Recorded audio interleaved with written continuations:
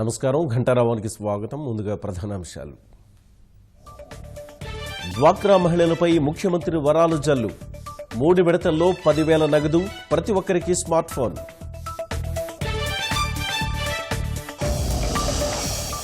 భాజపా వైకాపాతో రాష్ట్రానికి అన్యాయమే.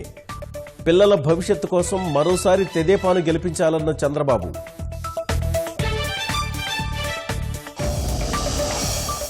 వామపక్షాలతో కలిసి ఎన్నికల బరిలోకి జనసేన. వచ్చే నెలలో సీట్ల సర్దుబాటు ఉంటుందన్న పవన్.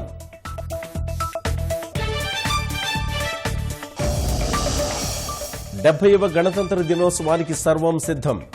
ముఖ్య అతిథిగా పాల్గొననున్న దక్షిణాఫ్రికా అధ్యక్షుడు.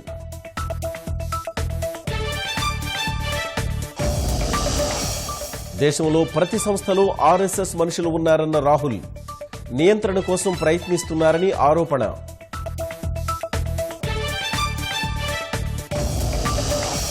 ప్రపంచంలోనే 5వ అతిపెద్ద ఆర్థిక వ్యవస్థగా భారత్. ఢిల్లీ వాణిజ్య సదస్సులో ప్రధాని మోదీ విశ్వాసం.